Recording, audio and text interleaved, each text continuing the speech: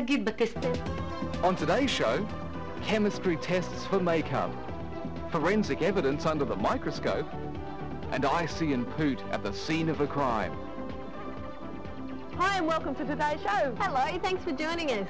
To start off, we've got a chemical reaction. It's one of my favourite sorts. It's one where you actually change colours. Are we going to do that? Sure we are. We've got two clear liquids that we're going to mix together and see a colour reaction. So what have we got here? Well, the first one here's got a great name. It's called phenolphthalein. Phenolphthalein? It's a bit hard to say, but it is a dye which will change colour when we add the other chemical to it. Okay, so what's in here? Well, this is washing soda, or sodium carbonate. And we can add that to some water and it will dissolve. So do you want to do that for me? Yep. How many? 5 or 6. Oh, just little ones? Okay. 1, Yep.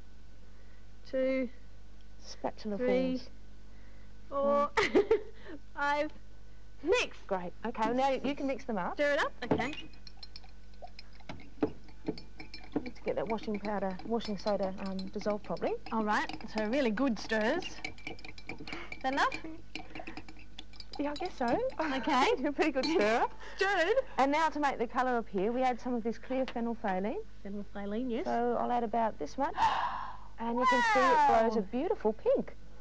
It's really quite a beautiful colour, isn't it? It is. It's amazing. And on today's show, you'll see heaps of great colours like this.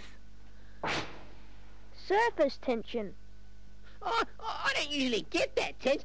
Sometimes when I do that, I love to swim around in my bowl or do things like this.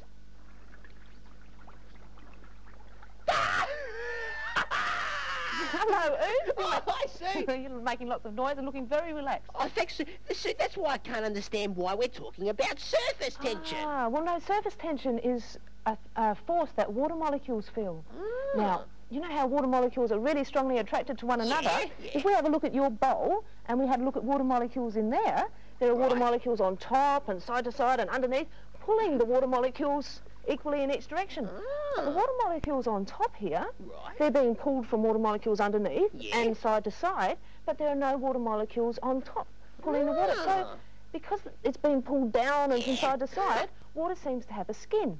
And it's all to do with surface tension. Oh, great. And it's because of that surface tension that some very small insects can walk on water without falling in.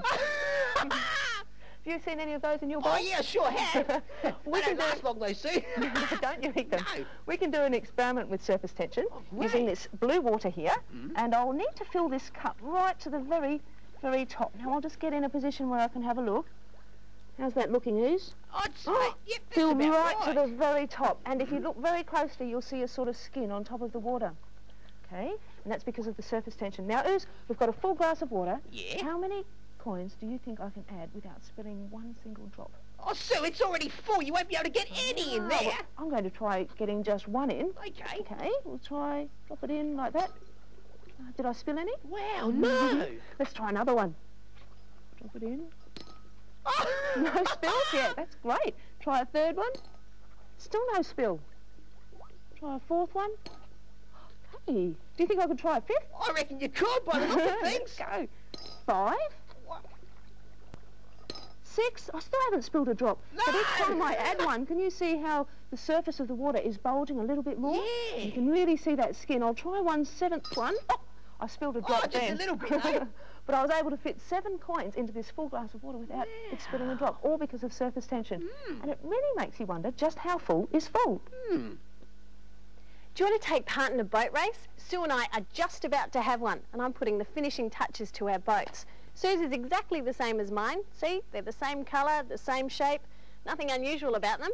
And what we're going to do is race them in these 2 trays of water. Now, both start them down there and see which one can get to the end first. But before I call Sue in, I'll just let you in on a little secret. I have got a great secret ingredient which is going to make my boat go faster than hers. Do you want to see it? Come here. No, closer than that. It's down here. Ready? 1, 2, 3. Ta-da! No, it's not a sample from Ooze's bowl. It's detergent. And I promise you it's going to make my boat go faster. I'm not quite sure why, but anyway, let's call Sue. Hey, Sue. Hello. You ready for your race? Sure am. There's your boat. Excellent. This looks nice and fast. Beautiful pink. Yeah, absolutely. Now, that's your tray. Oh, why are we using different trays? Oh, well, I just need more room for my boat. sure. I think you've got some sort of advantage on me, but I'm ready. This looks fast. Okay, well, before we go, I just want to add a bit of a secret ingredient to mine. Don't worry too much about it. You ready? Okay, so I'll put my boat in like that? Just right at the end. Oops. Ready, set, go. Look at my boat. It's won and I've barely started. Oh, I won. So, just what was that secret ingredient? Detergent? I thought so. Now I know that. I know why it worked. Come over here and have a look. I've got a piece of paper there, and I'll put some droplets of water on top. Have you got some more of that detergent? Yeah, right here. Oh, great. Okay, so I'll put 2 big droplets on. Remember, Uz and I were just finding out about surface tension? Yeah. And because surface tension is actually what gives water that skin, because water molecules attract really strongly to one another, so you can move water droplets around like this. But what detergent does is actually reduces the surface tension. So if you add a drop of detergent just right on top of that... One drop, like I did with my boat? Yeah. Whoops, okay. Oh, just right in the middle. You watch what happens to the water. It spreads out. It reduces the surface tension so the water doesn't have that strong skin. Let me show you what happened with your boat. Because when you added the detergent, it changed the surface tension up this end of the lake that you were racing in. So the water over here had that skin and the water molecules were all being pulled really tightly. Yep. And the water molecules over here were pulling tightly. But when you added the detergent, that tension here was reduced, so the skin got pulled that way and your boat went with it. So that's why my boat won. Well, why don't you try that one at home? Let your friend just have the plain water and you use the detergent and have that detergent advantage. The adventures of Icy and Boot. The service station was broken into last night. Money was taken. A red car was seen leaving the area at high speed. A suspect is being questioned. Soil samples have been taken from a spade found in the abandoned car and from the area in which the money was located. Further investigations must be undertaken. Is he innocent or guilty? I think Icy and Poot make great investigators and we're going to give them a hand. Now I have the 2 soil samples here, one that was found at the scene of the crime and the other one that was found where the money was. Now what we've got to work out is whether these 2 soil samples are the same, and if they're not, what those differences are between them. Well, I've got a team of investigators working it out. First of all, we have Peter and Luke. Now, Peter, how are you going to compare the soil? I'm going to use universal indicator to test the 2 soil pH levels. Universal indicator, what's that? That's a mixture of many different indicators which will show that if the soil is acidic or basic. And pH levels? It's a chemical in the soil. Okay. Luke, what are you going to do? I'm going to test the moisture level in the soils by using heat. Right, and just see if they're different or the same? Yeah. Okay. Over to Belinda and Cheryl. What are you going to do, Belinda? I'm going to observe which soil particles float in water and compare both soil samples. Right, so see if both the same particles float? Yes. Right. And finally, over to Cheryl. What are you going to do? I'm going to look at the soil samples under the magnifying glass. Well, and just make sure they look the same, or? Yep. Right. Okay, well, that's 4 very different ways of testing the soil. What would you do? Have a think about it.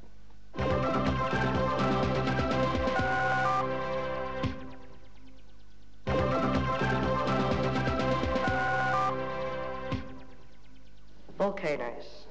The thing about volcanoes not commonly heard is that they are the pimples of the Earth. As we get zits upon our faces, the Earth explodes in different places. They're very annoying, I'm sure you'd agree, but imagine having one a million degrees. So next time you see a volcano, instead of cursing its birth, knowing what pimples feel like, try to pity your poor Mother Earth. Oh, wow, what a great part of a volcano! It sure was, wasn't it? Hey, Susan, did you know you could get underwater volcanoes as well? Yeah, I've heard you can. Have you seen one? Oh, sure. Once I was swimming around in the ocean, right, and all of a sudden I heard this rumble. I thought it was my stomach at first, but then I saw this lava flow out and I was out of there in a flash. It really was an underwater volcano. Yeah. Well, you can have underwater volcanoes because the Earth's crust underneath the ocean can crack open and lava can come up through there. And you can also have underwater geysers, if you like, because hot air and water from underneath the ground can also bubble up and bubble up through the ocean. Wow. And we can make our own underwater volcano. I've got the equipment right here. Right. I've got some quite hot water here and I've coloured it red and I'm going to put it into this flask here, like that. And I need to fill it almost to the top, Ooze, so you keep an eye on it. Okay. How about there. That's about right. Okay, and what I'm going to do is lower that gently into this container, which has got some cold water. So I'll just move that back and around. You keep an eye on it for me? I sure will. And you'll see on this smaller container that I've tied 2 pieces of string. They're going to be a handle for me. So I lift this up like this. Now what we'll see is the hot water, because it's lighter than the cold water, you'll actually see it right up to the top. Oh, wow. Ready? Yeah. So watch the top of the container with the red orangey water. Okay. As I lower it in. Oh, Hey, look at that. It's not staying in the smaller container, it's actually coming up to the top, swirling around and forming a lovely orange layer on top. oh And it's wow. because, like hot air, hot liquids rise and the rest of the container is quite cold. You see it sitting on top. And you know, sometimes this happens when I go swimming. If I'm Really? floating on top, it feels all nice and warm. And then as soon as I put my feet down, Yeah. my feet are down in the cold water again, and I realise that's not hot water at all. Hey, Sue, What's that? Yeah? what's Rob doing over there with her hand in that container of water? Then let's go and find out. Has this ever happened to you when you've been in the bath too long, or maybe in the shower, or when you've been doing the washing up and your hands go all wrinkly? Look, can you see there underneath the bubbles? Oh, look at the tips of my fingers. Aren't they horrible? Looks like I've aged instantly. And look at the difference with my other hand. See that? Oh, it's all swollen. Look at my hand. Oh, don't they look awful? They do. Wrinkly. I've left it in this bowl of water too long. Yeah. Now, why does that happen? Well, your skin, just the surface skin, has absorbed lots of water and it's swollen compared to deep inside your finger. The tissues have stayed the same. And because the skin's swollen and spreading out, it hasn't really got very far to spread, so it actually wrinkles up on itself. Ah, now, it's happened on the tips of my fingers. What about the palms? Well, they're a bit wrinkly too, aren't they? I wonder what Yeah. about on the other side. Oh, okay. Oh, right. Bit swollen, but not too wrinkly. Lots of bubbles there. Oh, imagine ooze must look like this all over, because it sits in a bowl of fluid all day. Oh, yeah. Now, what about the rest of our body? Well, you could test that out. When you go in to have a shower or bath, see what different parts of you actually wrinkle up. Whether it's your fingertips or this part or your toes or something else. Yeah. You try that one for yourself. The hummingbird is the only bird that can travel backwards. Its wings beat at more than 70 times a second, requiring its heart to beat 600 times a minute. Well, we're back with our team of investigators who are helping IC and Poot on a criminal case. What they've got to work with are 2 soil samples. One that was found at the scene of the crime and another that was found where the stolen money was. And what they're doing is testing those soil samples and seeing if they're the same or different. First of all, over to Peter. How are you testing the soil? Well, I had 2 beakers full of water, and I added the 2 soil samples to the different beakers. Just a spoon each? Yes, just a spoon. Then I stirred it, and I added some of this universal indicator, Right. which is here, and I dipped it in the water for a couple of seconds. Like you didn't have to leave it in there? No. And I dried it off, and it changed the colour of the paper to around 6, which showed that the soils were slightly acidic, and that means that they were both the same. Oh, both of them came up Yes. that colour. Yeah. Right, so what do you think about our suspect? I think he might be guilty. Guilty. Over to Luke. Now, what are you doing here, Hi. Luke? Well, firstly, I got 2 equal portions of soil, the 2 soils. Then I weighed them. Right, which is happening over here. Yes. Right. And then I heated them both on the Bunsen burner. Right, to so put one up there and heated it. yes. Yeah. And then the other one, right? And that was to evaporate all the moisture that was in the soil. And then I weighed them again to see how much moisture has been lost. And were they the same? Yes, they were both the same rate of Evaporation? Yeah. So, Luke, what do you think about our suspect? I think he's guilty too. Ooh.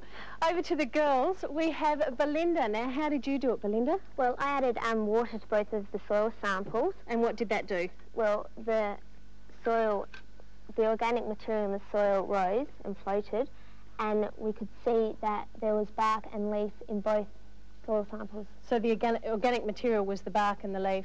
The same, and at the bottom, rocks settled, and they are the same type of rocks. Right, okay, and you've got another lot here. I did it again to check the results, and they were the same. Exactly the same. Exactly the same. Ooh, now what do you think about our suspect? Like the other scientists, I believe that he's guilty. He's guilty. One more to go. Over to Cheryl. Now, you did something different again. What did you do? I looked at the soil under the magnifying glass, and in both samples I saw the same bark and rock and soil, And I also found some red matter in both of them. Well, oh, those tiny little Yeah. red bits right there. Now, were these red things in the other sample as well? Yes. Right, so are these samples exactly the same? Yep. And what do you think about our suspect? I think he's guilty. Oh, well, that's 4 very different ways of looking at the soil samples, and all of our scientists think they're exactly the same. They also think that our suspect is guilty. Let's see what a forensic scientist would do.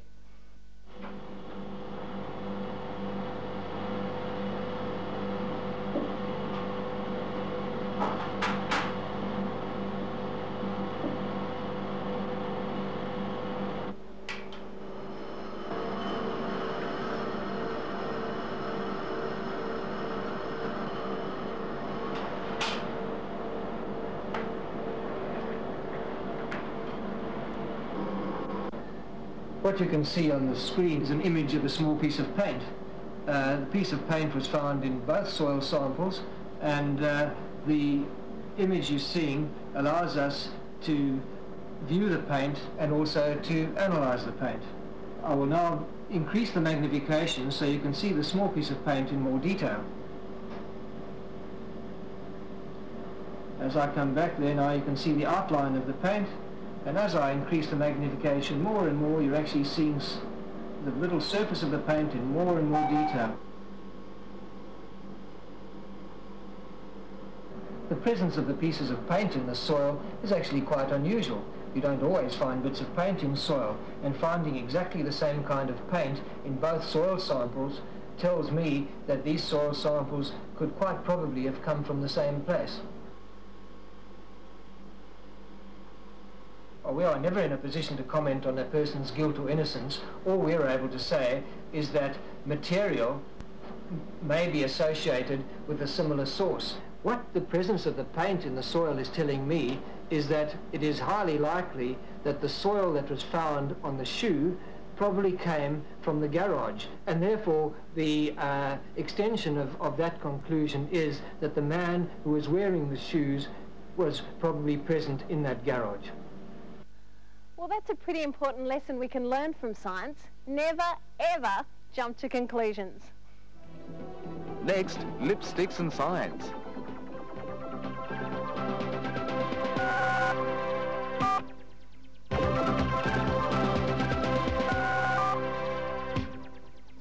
Hey, Ooze, come here. Oh, okay, what? Pucker up. Like that, you ready? Yeah. Now, what colour lipstick will you like? I've got pink and red. Rob, I don't wear lipstick. Oh, you'd look lovely with some lipstick Oh, and a no little bit of way. shadow. You mightn't wear makeup, Ruth, but millions of people all around the world do wear makeup, and the makeup industry is huge. Wow. And have you ever wondered how they make all of the beautiful colours that we see in eyeshadow and lipstick and the different materials they'd use, but also why some things are waterproof and others aren't? Well, I'm waterproof, Sue. You need the waterproof variety. Or have you wondered why when you're applying lipstick like this, it doesn't break when you put pressure on it? That's a good question. Well, let's go to a makeup factory and find out why. Cosmetics. They come in all sorts of containers, in all sorts of colours, and they're used for all sorts of different reasons. Makeup for a lot of us is a way of life and has been for centuries. Here at this cosmetic company, quality and biological control go a long way into making these products safe for us to use. Here in the factory, cosmetics are made up in large batches and bottled for the market. But before they get this far, a lot of work goes into making sure everything is right. That job is carried out by experts who make up a quality control team. For example, getting the perfect shade and texture of lipstick is an exact science. A formula is made up of a number of components. They include castor oil and pigments or colours. All the ingredients are mixed in a large kettle and then heated and poured into these moulds for testing. Once they've cooled down, the lipsticks are rubbed onto the skin to make sure they stay the right shade. If the colour is at all different, the batch has to be mixed again. And it's important that lipstick doesn't break too easily. This test is to make sure each batch is strong enough. When all the tests are completed, the new batch is poured into lipstick containers and sent to the shops ready for sale.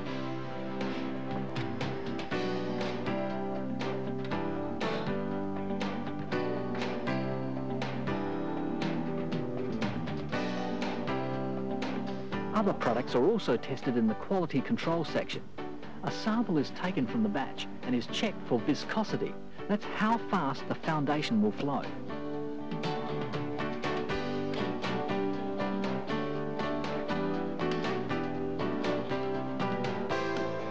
This is another test, checking the pH balance to make sure the foundation is not too acidic or too alkaline.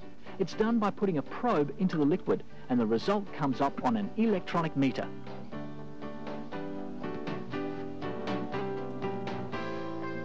So Janice, what do you actually do? Well, I test all of our products for microorganisms. I start with the raw ingredients, followed by the bulk stage, which is the raw ingredients mixed together, and then I test the finished product. I also test the environment in the factory to make sure it's clean, and I test the water, which is the main ingredient in most of our products. Okay, and how do you do that? Well, I have a sample, and I add broth to it, which is food for bacteria, which is this dilution. Then I will take a portion of this broth and plate it onto some agar, which is more food for the bacteria.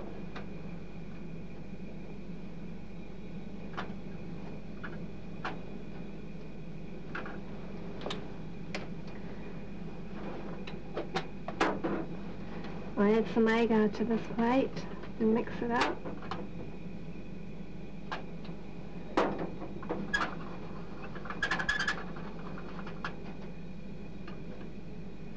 And I just spread it over this plate on the surface. And these plates will be incubated for 4 days, and the broth will be incubated overnight. And then what happens after those 4 days? After 4 days, I read the plates to see if anything's grown, and if something's grown, then I'll retest the product again. If it's grown again, then we destroy the product and we make sure it doesn't go on the marketplace. There's 4 different types of bacteria I specifically look for. They can cause an adverse effect on the skin, can cause an irritation, and they can cause the product to break down, curdle, separate. I also look for mould, and we do a total plate count as well.